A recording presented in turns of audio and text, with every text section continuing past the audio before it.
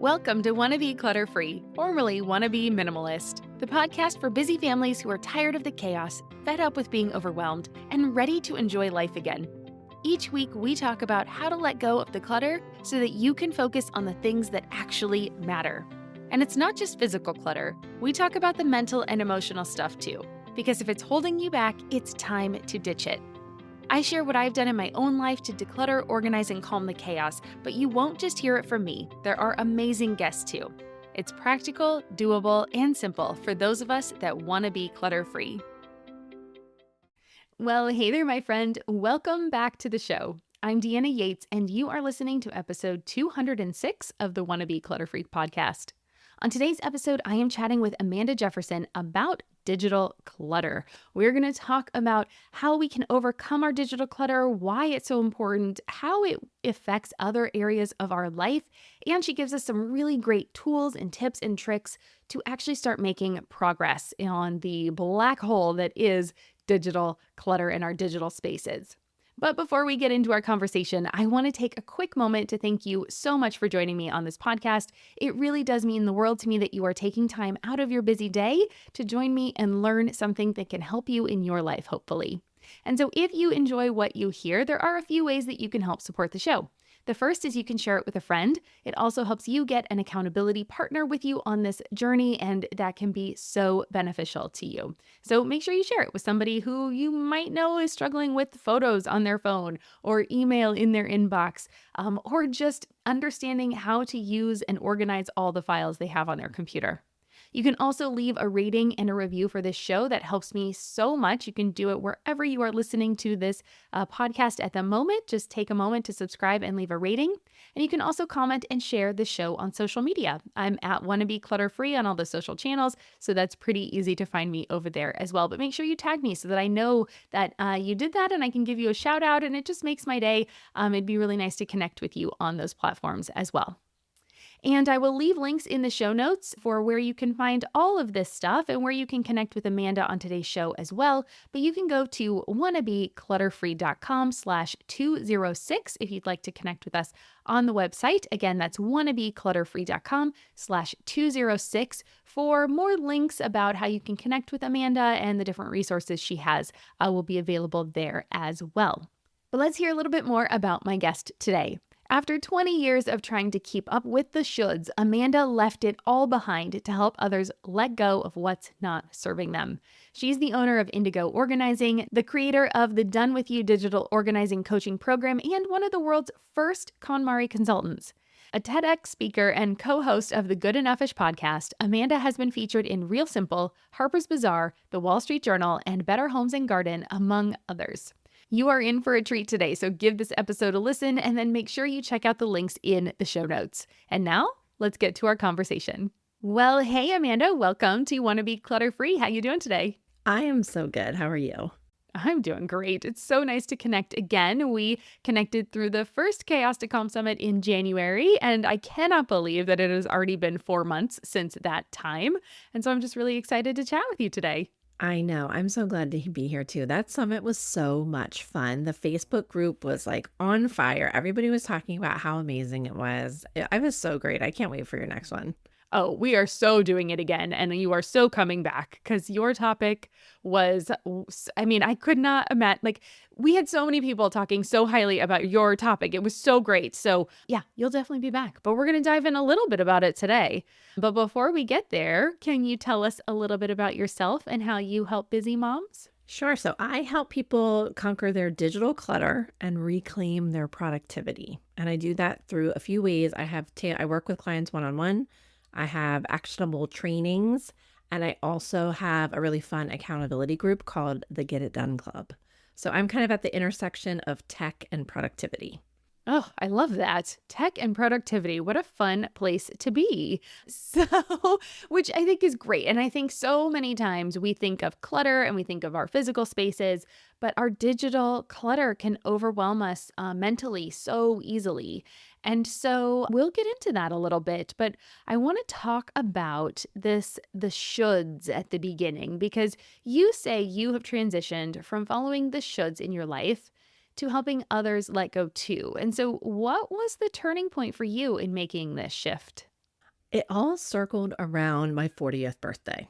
And I had never really been a big birthday milestone person, but something was happening around my 40th birthday where I just I felt like I had been following the shoulds my whole life. I had done like, I got really good grades and I went to a decent school and I got my MBA and I was, going up, running up the corporate ladder and had, working towards 1.7 children. And, like we were about to shoot photos of us in like denim and white on the beach. You know what I mean? Like, it's just like I was following all of those shoulds. And on the surface, it looked great, but behind the scenes, I was super, super burnt out. I was in like one of the toughest jobs of my career. I was the executive director of a nonprofit, and I had my baby at home, and I was like pumping 3 times a day, like running back and forth on the train, had a super long commute, big fundraising goal.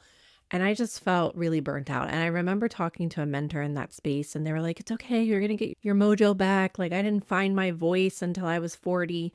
So I thought, okay, I'm going to turn 40. I'm going to find my voice, which means I'm going to like stay in this amazing career. But the voice was like, I remember being in a conference room and being surrounded by all these fancy board members. And we had an intern that was organizing the supply closet. And I was like, I want to be the intern. I was like, look at all our Sharpies, like, look at her Post-it notes. And I was like, I gotta get off this train. I gotta get off the should train. And I made a decision to become a professional organizer, and people thought I was nuts. But that was kind of my first experiment with like, I'm gonna be nuts. I'm gonna be crazy. I'm gonna make a change. And, 8 years later, I haven't looked back. Oh, good for you. Oh, I love it. I love that you listened to that voice inside and didn't just bury it down and didn't just say, well, I just must be going through, something, right? I'm just having these crazy thoughts, and because this is a difficult milestone, even though I didn't think it was going to be difficult, and I'm just going to continue where I am and continue with what I'm doing and, really listening to that inner voice and making that change. So that's brilliant. How did everyone react? Or when you were, when you kind of came out and told your husband, like, hey, guess what? I'm going to just make a difference. Right. I mean, because I was the primary breadwinner in our family at the time. And, I had basically gotten like a book 2 months earlier. Like, there's this book that this professional organizer wrote, and you can do this, and this can be a thing. And it was around the same time that Marie Kondo like was training consultants for the first time ever. And there was a ton of buzz around her. So I was like, okay, I can make this happen. But my husband was super on board. I think he was really nervous that I wasn't going to do it. I think he was just leap and we'll figure it out. But I think it was other people around me that were just, are you okay? Like kind of midlife crisis kind of concerns. Like, are you okay? Because they're like, so you're going to like clean closets? I'm like, well, it's actually a lot more than that, but sort of. And I don't know. One of the quotes that helped me at that time was, the people who matter don't mind, and the people who mind don't matter. It's a Dr. Seuss quote. And so it was, whoever thinks I've lost my mind right now. Like, and one of the things I talk about in my keynote is like, if people think you're crazy, like you might be onto something. So I was like, people think I'm crazy. I think I'm onto something here.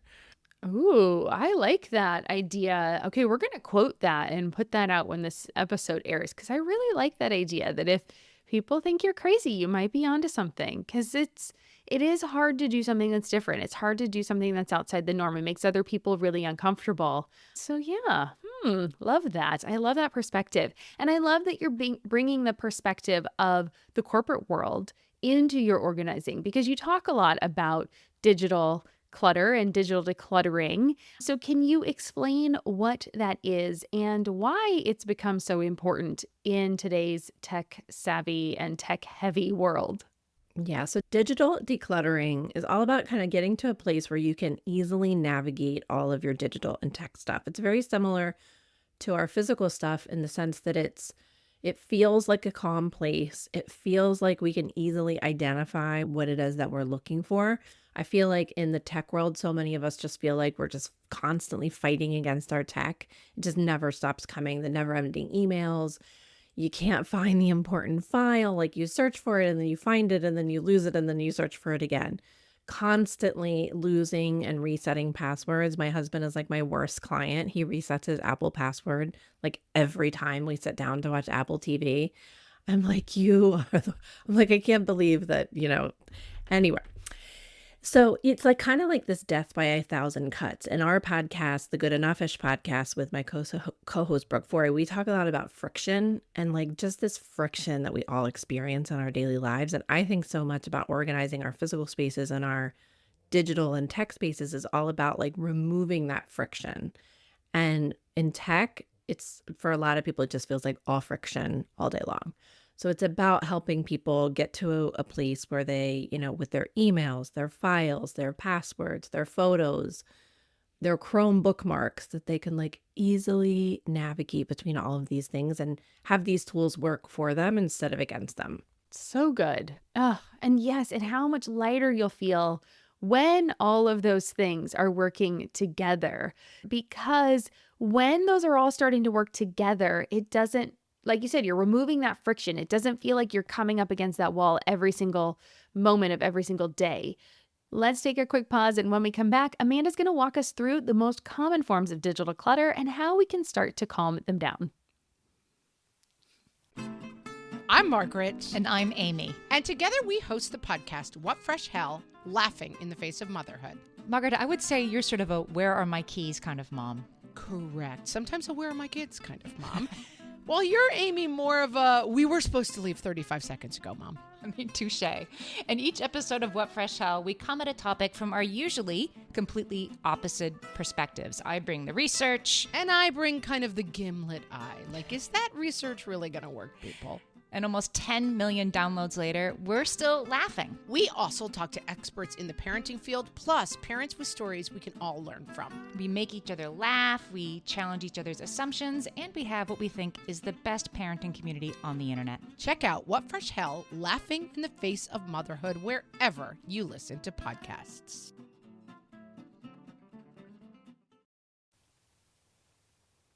So in your experience, what are the most common forms of digital clutter? I think you kind of listed some off there, but what are the ones that you find people struggle with the most, really? And what impact does that clutter have on their lives? So there's sort of the big five. So email is number one. I think passwords is number two. People are so frustrated with their passwords. Number three is files.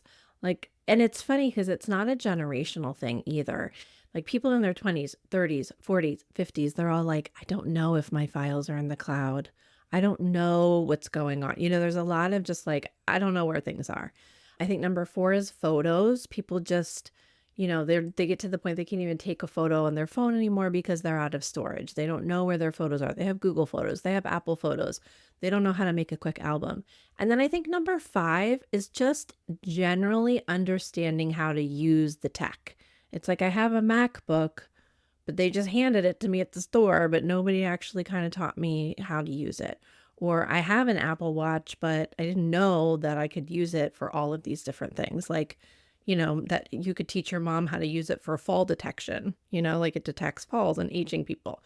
So things like that. So I think like it's those big five are the ones that I see the most. And the impact is huge. There's that statistic that I used to quote all the time when I was doing in-person decluttering, which was we spend 55 minutes a day looking for things. And that adds up to 12 days a year, which is like you spent your vacation looking for things. And I think it's probably more now than 55 minutes a day. And I think a lot of it is, yes, looking for the missing sock and all of that. But I think a lot of it is the password, the files, the emails. And so it's time, like just yesterday I was on a call with a financial coach who was helping me and she needed to access our portal and she couldn't find the password. So I'm coaching her. I was like, okay, let me be the coach for a second. And I was coaching her and I helped her get into the portal. But if we hadn't done that, she would have had to figure it out, then reschedule a call with me, then get back on. So, it was like that would have been her time, my time. So that would have been, hours of extra time that we would have spent that we didn't have to. What a fascinating example. And I love how you can, this just happened in real time in your life and just being able to solve that issue. And those big five and spending all the time. I know email is a big struggle for me, right? Being able to stay on top of my email, not being overwhelmed when so many emails come in and then having to figure out how to filter them out and do all that kind of stuff and making sure that I'm not a slave to my email where it can start to feel like the running to-do list and like actually being in control of those things. So for someone that is overwhelmed with their digital mess, where is a good place for them to start decluttering? It might not be the email. It might just be the general use of tech, or could be their passwords. Where do you think is the best place for them to start that process? It's a very much a choose your own adventure type of situation, which I love because I never, in the KonMari method, for example, it's 5 categories. We do them in order: clothing, books, paper, kimono, miscellaneous. But I really wanted to just have people be able to and ask me anything where they could show up and we could talk about, what's bothering them. So a lot of times in our first session together, they'll just sort of do a brain dump. And they'll say, I can't do this. I can't do this. This is confusing. And I'll say, okay, great. Where do you want to start? A lot of times we'll just start with what's bothering them the most and what's creating the most friction in their life, or something that they've been procrastinating on for a really long time. Like, for example, I have a client who loves making photo albums. And she's just like, oh my God, it's just such a mess. And she's hired other photo organizers and she just can't. And she's like, I just really want to organize my photos. And so in her case, I try to make things a lot more bite-sized and say, okay, listen, we're not going to organize all of your photos. What we're going to do is we're going to make an album about your recent trip to China. Like, that's what we're going to do. And in the process of that, we're going to figure out how to put things into albums and which service you're going to use. And that's going to give you the momentum that you need to be like, okay, great. I know how to do this versus this mammoth job of organize my photos. Yeah. So I like to start kind of bite-sized, but I tend to like to just start with what's driving you the most nuts. Yeah. I feel the same way with physical spaces, right? Where's the rub? What is causing you the most friction on a daily basis? What's causing you the most headache, the most, just anger and angst and overwhelm, and start there. So I love that you are doing the same just in the digital realm. It's fantastic. Yeah. And I think so I think sometimes too, it can be like, for some people, it's their desktop. Like, everybody's afraid of their desktop. For us, it's kind of like their desktop is like their entryway. You know what I mean? It's like the first thing that people see when they walk into their house, and their desktop is the first thing that people see when they open their computer. And people are usually so embarrassed. I'll be like, okay, go ahead and share your screen. And they'll be like, I don't want to. But then in like 5 minutes, I can be like, okay, we're going to take all of this and we're going to put it here. And they're like, oh my God, that looks so great. Like, can I choose a really cool image to put there? So it's almost like clearing off a dining room table and putting a vase of flowers there and showing somebody the possibility of like, this is what it can feel like when you open your laptop every day. So I like to give people those quick wins because it tends to be like, oh my God, my desktop is so embarrassing. Or that's what gets shown when I accidentally show it on Zoom. And now they're like, look at me, I have my act all together. Yes, that feeling. Oh my gosh, that's the best feeling. A feeling, yeah, I can do this. I can go attack my day because I feel together and I feel like I can do it. So, that is so great. And that analogy is perfect too. I love that, where it's the dining table that you cleared it off and you can use it now for its intended purpose. And you can feel good about inviting people into your space, whether that's digital or physical. So good, so good. We're going to pause one more time. And when we come back, Amanda is going to walk us through her favorite tools and techniques for actually managing our digital files and emails more effectively. Could you share some of your favorite tools or techniques that you recommend for managing digital files and emails effectively? So I call myself an email whisperer. I feel like I can get into Gmail and just like, it's like this wild horse that I'm like, okay, I'm going to show you how to tame a wild horse. And there's really easy, simple things that you can do. Like, for example, most people view Gmail in the sort of standard default way. But there's actually a way to view your email that's called priority inbox that chunks it out into different sections. So it can chunk it out into important and unread, starred, things that need action, and everything else. And so you can actually organize it in a way that's just so much easier for your brain to digest. I also in Gmail really like to use filters, labels with pretty colors. My clients love making their labels pretty colors. It's kind of that idea of we just cleared off the dining room table and now we're going to put a vase of flowers there. So it's just like making your Gmail feel more joyful, feel more digestible is something that I love to do. So, and that is so great because it takes like 5 minutes. I'm like, do this. And they're like, oh, it looks like a totally different email. The other thing, tools and tips that I like to really share are about people's files. On Mac, we have Finder. On Windows, we have Windows Explorer. And that's kind of like our filing cabinet in our office. And a lot of people's filing cabinets look like we just shoved a whole bunch of pieces of paper in there and like shut the drawer, right? That's what our actual files look like. But there's all these really cool ways to use favorites and make things really much more accessible. And even things, so like Dropbox and Google Drive are my favorite tools for cloud, saving things on the cloud. And most people go to google.com or dropbox.com to access those resources. They don't know that they can actually put those inside of Windows Explorer or Finder so that you can access all of those files right there. So those are apps that I really like telling people about. And I think Chrome, I'm a huge fan of Chrome. I love Chrome as a search engine. I love teaching people about how to use all the bookmarks to really supercharge your life. And then the last thing I'll say is 1Password. I'm like the regional representative of 1Password because do you use 1Password? I do. Are you self-appointed regional ambassador? Yes. Yeah, they don't know that I work for them. They don't know that I'm an employee of 1Password, but I am. I always look to see if they have an affiliate link because I'm like, please, I'm recommending this 100 times a day. Can you give me money for this? But it makes a huge difference. Oh, I'm a huge fan. And it's nice because we can share passwords across like our family. So if my husband has something like, just the other day I needed the password for Skype or something and it was like his account on a different phone. And so I was just like, can you just put it in the vault? And so it's in the family vault and then I can get it on my phone and it just makes it so much easier. And there are these like awesomely long passwords that I never have to type in and I just put my little fingerprint on there and I'm like, do it, fill it in. Yes. And especially these days because these hackers are getting smarter and smarter. And I feel like every day I hear about people's Facebook getting hacked and some people are losing livelihoods because they have this huge following and they can't get back in. So it's like you do need those gobbledygook passwords with two-factor authentication and all those annoying text messages that get sent to you because it's important today. So I'm a huge fan of 1Password. Most people keep their passwords in their notes on their phone, like the Notes app.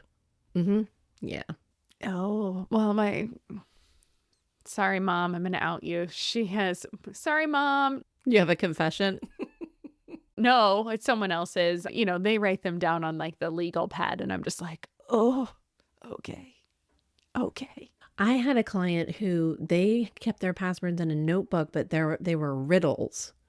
So they would be like, the bank password is a bluebird that flies over the ocean plus Evan's middle name. But then they would like go back and try to decipher this and be like, what bluebird flies over the ocean? Oh, clever. Yeah, that one I thought, yeah, it was clever. Not effective, but clever. Clever, but yeah, if you can't remember what the riddle is, it gets a little, yeah, and then no one else is going to be able to figure that out. Like yeah, okay. Oh my goodness, we could nerd out on this all day. Okay, we're going to move on because I know other people are like, okay, 1Password, got it. You don't want to talk about passwords for 20 minutes? It's very exciting. I got it. Okay, I'll look up 1Password. So definitely check that out. Those are some really good tools. And yes, they're all going to have a slight learning curve, right? You're going to have to learn how to utilize these tools. But once you do, I think the initial investment completely pays off in the mental clarity and decluttering and just being able to use these things effectively and having them help you instead of you feeling like you're a slave to your technology. For sure. And I do think that this is why I've been very excited to pivot into this world of sort of tech coaching and tech decluttering, because they do have a steep learning curve. And a lot of times what will happen is that people will try this 1Password. Okay, this article told me that I should try 1Password, and they try it and it's hard and they give up and they just go back to doing it the old way. Versus if you can just have somebody walk you through it for 10 minutes, it's like, oh, okay. So I love those light bulb moments when I can be like, okay, we just need to like figure this out together. Because when I am trying to figure something out, I'm like a dog with a bone. Like I'm like, oh no, I see all those errors coming through and they are not going to stop us. And other people are like, forget it, so I like that. Oh, so nice to have someone in your corner when you are struggling and trying to figure that stuff out. So that's awesome. And then you alluded to this early on when you were going through that transition at 40 of just like, I want to do something else. And the KonMari consulting path had come out for you. So you were one of the world's first KonMari consultants. And are there ways for you or that you see for us to apply those principles to digital decluttering? Because like you said at the beginning, she's got her 5 categories, but they're all physical. How do we do this with our digital decluttering? Well, I think at the end of the day, it's all just about letting go of what doesn't serve you and focusing on the joy, making these things joyful tools in our life that make our life easier. So, for example, I have clients that might have like a renovation going on or they're flipping a house and they can never find the floor plan. They can never find the contact for the architect. They have all these different inspirations that are all over Chrome, but they don't want to close the Chrome tabs because they're worried that they're going to lose it, right? If we can get them to a place where they have all of this information like saved in a Dropbox folder and all of the emails that are flying back and forth saved in an email folder and a Chrome bookmark that has all of their inspiration all together, then they're like, "Oh, I can focus on this joyful project. And, the project doesn't feel so stressful and overwhelming because I'm just kind of seamlessly moving back and forth." So I very much like people to like, I have clients that have started by hating their email. And then they're like, I kind of like doing my email. I getting in there and cleaning it up and using my pretty labels. And I'm actually having fun with it now. And that was the feedback that we got at the Chaos to Calm Summit for your talk. I heard that a lot of like, email was so difficult. And just the 3 little tips you gave people in there took them from that place of being so frustrated to being like, oh, I'm excited to get through the rest of it, and that is just such an amazing, like weight lifted off of people's shoulders and this allowing them to be like, I can be productive and I can get this stuff done. So that is awesome. Yeah. Amazing. Yeah, it's kind of like paper is one of the KonMari categories that's incredibly difficult for people. And it's like you can't find joy in your cable bill. You know what I mean? So one of the things that I tell people nobody has a cable bill anymore, by the way, but one of the things I tell people is like get tools that spark joy. So like get a beautiful letter opener, get markers that you love, get like a letterbox that you love working with so that the act of going through your mail, the act of going through your paper feels kind of joyful. So it's the same idea with the tech stuff. If you're in an environment where it feels joyful, then you're not going to dread it as much. That's a great little twist. I love that because you're right. It does drive me a little crazy when people get snarky and they're like, well, this thing doesn't bring me joy. Should I get rid of it? And I'm like, you're missing the point. You're missing the point. I don't like cleaning my toilets either, but that doesn't mean I get to throw out the toilet brush because it's things that have to get done, right? So I love that little spin on it. I love that the tools, get a toilet brush that you enjoy using then, or right, the letter opener. We're talking about digital and paper and things like that. So I love that. Thank you for tying that nicely in a little bow there because yes, I get that we don't always love all of the things. But what are some of those unique challenges that digital cluttering presents and how do you address these in your coaching? I think one of the biggest challenges with digital is that it just can feel like an abyss. Like with our physical stuff, it's like I can see it. There's a finite amount of things in this room. and I can see the light at the end of the tunnel. But with the digital stuff, it can just feel like a black hole. And I think also it changes so fast that people are like, okay, as soon as I feel like I kind of understand what's going on here, then things change, or the pace is just getting so much faster. I think with digital, I'm much more likely, like in physical world, I would never say to anybody, you know what, let's just take all of this stuff and like throw it in the basement.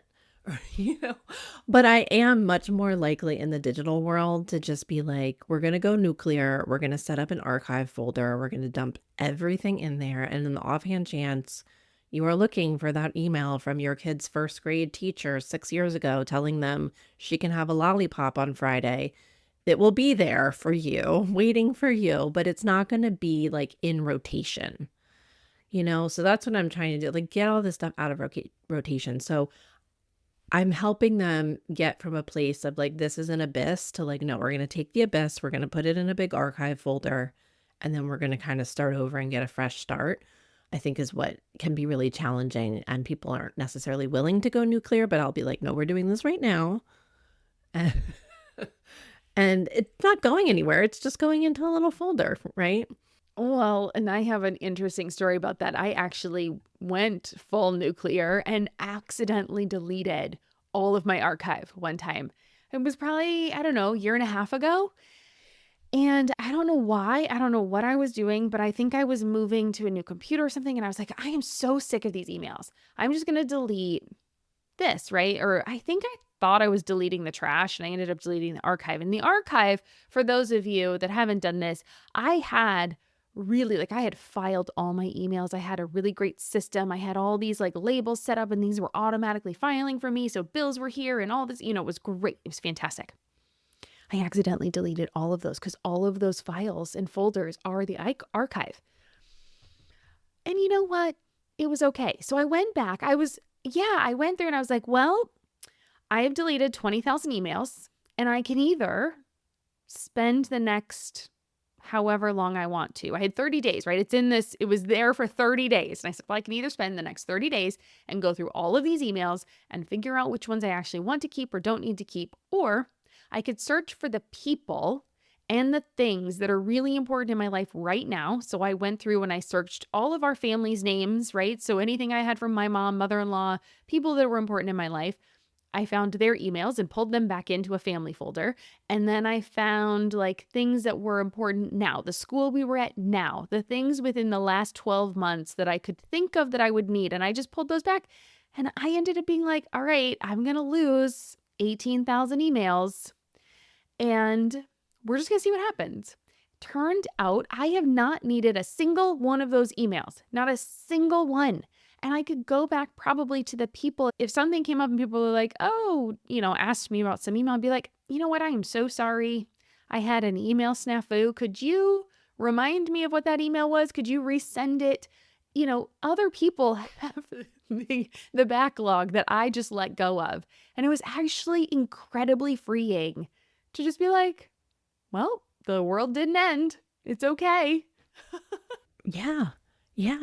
I love that happened to you, and because it gave you that opportunity, right? It's like, okay, like this is happening. One of the tools that I didn't mention earlier that I think is such a great example of what you were just talking about is an email tool called SaneBox. So yeah, SaneBox. And what's amazing about that is that it will do an enormous audit of all of your email, and exactly what you were saying. You have 600 emails from this person. You have, like, for example, I lived in South America for a couple of years, and I was in like an expat group of women. This was 20 years ago, and I had the 600 emails that had gone back and forth about like, if you want to buy a cat, here's the place, whatever, like, and I was like, oh my God, I had no idea that those were still in there. And I could just click and say, delete all. And it just poof, it just made them disappear. So I think SaneBox is a really great way for people to do something that you didn't mean to do, but you could actually You can do it purposefully, which is probably feels a lot less panicky than I felt for about a full 24 hours of like, oh my God, what did I do? And then I just said, you know what? We're going to live with it. It ended up being great. You're right. I am glad it happened to me. But yeah, there was a hot minute there. I was kind of freaking out. So, as someone who has successfully decluttered their digital space, what strategies do you recommend for maintaining? Because even now, I got rid of all those emails, but it is just one of those things that can creep up. So, how do we maintain this clean slate once we get there? What are your tips and tricks for that? And one of the things that I was noticing was that I was having these conversations with my digital clients and then giving them homework of saying, okay, we went through your emails and we identified 25 emails that need action. So go ahead and complete the actions on those. And then the next time I would meet with them, they would have 35 emails that needed action. So they were doing a really good job of like sort of getting things in the right place, but then not finding the focused time to do them. So I actually put in place a new club called the Get It Done Club, where we meet. We started off meeting once a week on Fridays, and it's just kind of an accountability group where we all come together. I set a timer. Everybody does whatever they need to do for 15 minutes. I'm like creepily whispering to them like halfway through, like, you're doing great, guys. And then everybody gets a lot of stuff done. And people do spend that time to do a lot of like, I'm going to clear out my emails. I'm going to clear out my downloads folder. I'm going to unsubscribe. I'm going to delete apps. So, and we've added Monday times as well. So I feel like finding dedicated time where once a week I sit down and do this. I think it's also helpful to have thresholds. Like for me, my email, if I let it go for a couple of days, I can get up to like 500 unread emails like that, So it's like, okay, 500 is my threshold. As soon as I hit 500, then that's when I'm going to like, okay, sit down and kind of go through. And I try to also tell people to think about it like a kitchen, like clean before you cook. So if you go into a messy kitchen, you're not just going to be like, okay, great, let me make spaghetti and meatballs. You're usually going to like clean up and then cook, right? So I tend to, when I go into my email and it's a mess, I'm not allowed to answer any emails until I get everything kind of in the right place first. Oh, that's an interesting way to look at it. Figure out, like, just group them, categorize them, delete the things that you don't need. I mean, that's how I talk about decluttering, right? Get rid of the garbage first, and then it's so much easier to focus on the things that actually need your productive brain and that actual mental capacity to facilitate that. So I love that. And then, of course, the dedicated time. And that's great that you have the accountability group. That's fantastic for people to be able to just say like, okay, this is the time. And I'm one of those people that I'm so good about doing things, but I need someone to kind of kick my butt and keep me just on check and just say like, hey, did you do that thing? Oh, shoot. Okay. If I have a deadline, it's so much easier for me to get those done. Yeah, for sure. Yeah, I find myself, because I actually scheduled them for myself. I just got diagnosed with ADHD, and I was like, hey, I need this, so I'm going to start a group for it. But I find myself rushing, like in a good way, versus like, oh, I got to go through my email. Ooh, look, like a cat making friends with a rhinoceros on Facebook. Like, if I, like I will get distracted. But if I see that timer, I'm like, oh my God, I told them I'm going to get this done. I got to get this done. So it's like that rush in a good way. Oh, so good. Yes, I find myself doing that. Okay, I'm going to go over to Instagram because I got to find this person's account that I, owe them something, or I'm going to do something. And all of a sudden I'm like, real, shoot. And so, yeah, it is nice to have those deadlines, which is really smart and really clever. And I like that. So, all right, well, tell people where they can find you, Amanda. I know they're going to want to check this out and follow up with you and see more of the awesome stuff you have. Yes, so you can find me at indigoorganizing.com. That's where you'll find all the information about the Get It Done Club, the online courses, the one-on-one coaching. And you can also find me on Instagram at hey.amandaj. Love it. And then you have a podcast. Remind us of that again. Yes, thank you. I have the Good Enough-ish podcast with my co-host, Brooke Forey. And you can find us anywhere you listen to podcasts, Good Enough-ish. Fantastic. I love that. Good enough-ish. So good. And I say it about everything. And your emails are fantastic, by the way. I got your email this morning and just talking about the quarter I'll screen it since we have a lot of families that listen to this and you're in the car and I don't want your kids to be like, ah, but yes. Yeah, I'm really excited to see how you're going to translate this into a more PG version. The quarter A-ing instead of the half A-ing. We'll attempt. Hopefully you can fill in the blanks, mamas, as you're listening to this with your kiddos. But yeah, that was a great email that went out today. So awesome. Thank you for that. And before I let you go though, because my favorite way to end every episode is with 3 rapid fire questions. So the first one is, what does clutter-free mean to you? To me, it means clear, open space where you actually enjoy being in that space. And when I think of that, I think of my house, my mind, and my computer.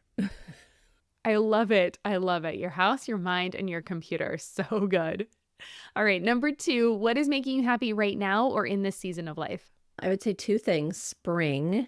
I'm on the East Coast here, so we're in that very small window of time where we can open our windows and it's not like deathly hot and really cold. So I'm loving that right now. And I'm also just loving this season. This tech pivot for me was a newer one. I'm just loving like leaning into this zone of genius. And I think I'm like you, I'm a learner. I'm just learning all the time and I'm just having so much fun. Both helping people, but then also when I get stumped, like, oh, I have no idea how to help you with that, but like dog with a bone, I'm going to figure it out. Oh, so good. And number 3, what is a goal you have for yourself this year? So this is a little bit woo, but I'm really big into Jen Sincero. And she's the one that writes all those, You're a bad A. Who knew we would have to translate that twice? Yes. So I'm doing one of her courses now, and she's just all about like operating at a high frequency. And so that's kind of my goal that I have for myself right now. Like no matter what's going on, family, financial, business, whatever, just like bringing a high frequency to everything that I do and knowing that, that's going to come back. That's a good one. I can feel that from you. That's very cool. I love it. I love that you said that. That's going to be a really good goal for you. And I can't wait to follow up with you. We were just chatting before this started about how I can start meeting up with all of these awesome, amazing women that I talk to on this podcast in these summits. And I talk to you virtually. And I just want to figure out how to get all of this energy into the same physical space where we can actually meet each other. So I'm going to be able to follow up with you later on this year and kind of tap into this high frequency. I love that. That's a really good one. Yeah, I think you of all people are absolutely going to make that happen. I'm absolutely going to be sitting in a room with you in person at some point in the next few months. I just believe that is going to happen. Oh, I'm so excited for it. Thank you. Yeah, I'm working on really making these goals happen this year. So, well, Amanda, thank you so much for joining us and giving us some really good things to focus on and ways to start making changes in our digital space that will just spill over into so many other areas of our life, and taking that just overwhelm when it comes to, like you said, the black hole of our digital clutter and just bringing a little bit of more focus and peace and clarity around it. So thank you so much. Thank you for having me. It was so much fun. All right. Cheers. Have a good day. Bye.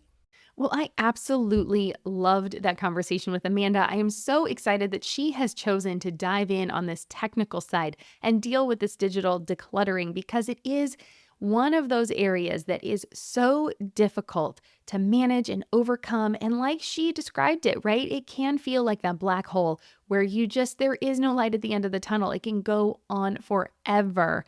And hopefully you got some really good tips. I hope you enjoyed my story about my tale of deleting everything and having to start basically from scratch. It isn't that bad if that does end up happening to you. It actually was something that really helped free me up from this idea of being tied down to all of these emails and all of this digital kind of overwhelm that had been going on in my life for a little while. And a special thanks to Amanda for joining us on the show and bringing us her expertise and talking us through how we can really start to get a handle on all of this clutter that does feel so heavy. So thank you so much. Make sure you grab those links in the show notes though, because she does have some amazing resources for you. And if you enjoyed today's episode, I would love, love, love to connect with you even more. So come on over. You can comment on this post on Instagram, or you can send me a DM. I am at Wannabe Clutter Free on the social channels. You can also come on over and join our private Facebook group, the Wannabe Minimalist Family Group on Facebook. You can share with the community over there. There will be a discussion thread for this episode, and we, of course, would love to chat with you. You can also leave a review on Apple Podcasts, a comment on Spotify, or even a comment over on YouTube where I can connect with you there. And of course, if you enjoyed it, go ahead and subscribe so you don't miss any upcoming episodes. And if you do know someone who could use help with their emails or their photos or their digital clutter in a general sense, go ahead and share this episode with them. It might just be the thing that they need to get over that hurdle and really start making progress in their life. So you could be their lifesaver. And remember, you can get more detailed show notes and all of Amanda's links by heading over to wannabeclutterfree.com/206. And as always, thank you so much for joining me today. I hope you walked away from this episode with something that can help you in your everyday life. With that, I hope you have an amazing day, and I will see you back here next week when I will be talking with Grace Orman about decluttering in our older years when maybe we have an empty nest or we're dealing with the next stage of life. So make sure you check it out. She has some really interesting information, really great to help our parents and grandparents as well as they might be looking to start decluttering their spaces as they move on to the next stage of life. All right, until next time, take care, keep things simple. Work on that digital clutter, just little bits by little bits. Remember, I believe in you. I know you can do it. I'm Deanna Yates, and you've been listening to Wannabe Clutter Free. I'll see you next week. Cheers.